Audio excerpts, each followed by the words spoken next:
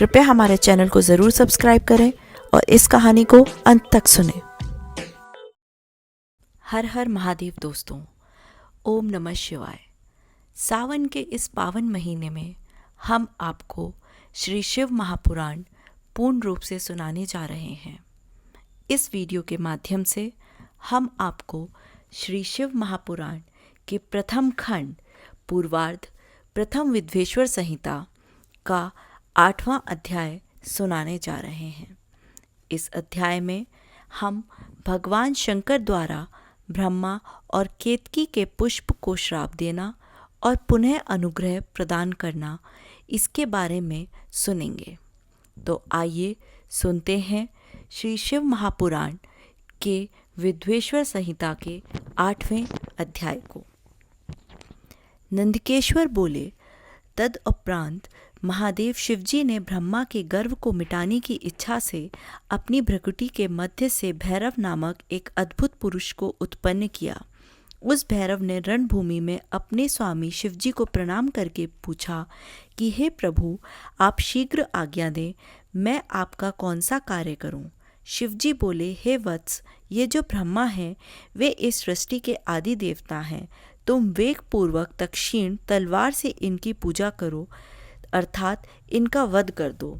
तब भैरव एक हाथ से ब्रह्मा के केश पकड़कर असत्य भाषण करने वाले उनके उद्गत 5वें सिर को काटकर हाथों में तलवार बांधते हुए उन्हें मार डालने के लिए उद्गत हुए। हे सनत कुमार, तब आपके पिता अपने आभूषण, वस्त्र, माला, उत्तरीय एवं निर्मल बालों के बिखर जाने से आंधी में झकझोरे हुए केले के पेड़ और लता गुमलों के समान कंपित होकर भैरव के चरण कमलों पर गिर पड़े।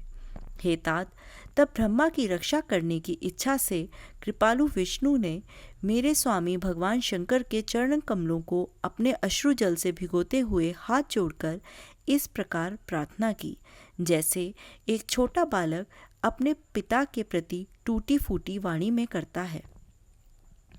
अच्युत्य बोले, हे ईश, आपने ही पहले कृपापूर्वक इन ब्रह्मा को पंचानन रूप प्रदान किया था, इसलिए मैं आपके अनुग्रह करने योग्य हैं।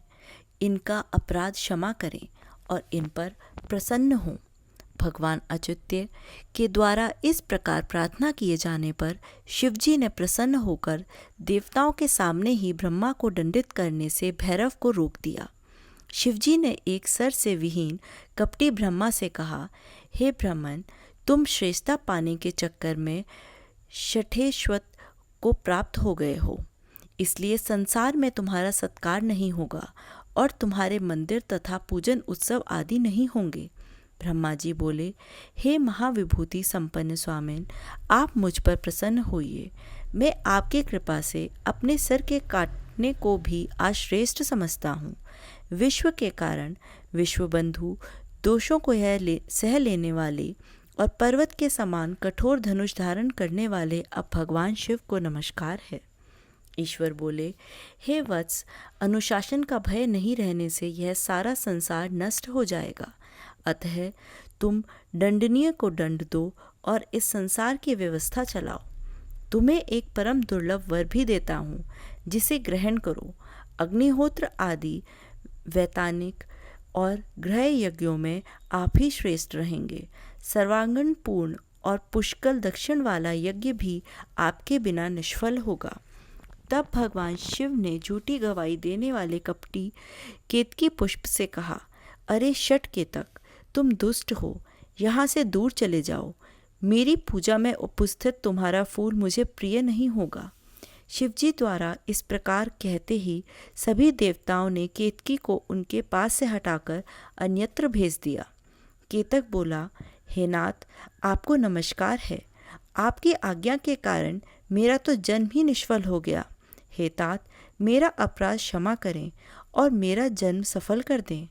जाने अनजाने में हुए पाप आपके स्मरण मात्र से नष्ट हो जाते हैं। फिर ऐसे प्रभावशाली आपके साक्षात दर्शन करने पर भी मेरे झूठे बोलने को दोष कैसे रह सकता है।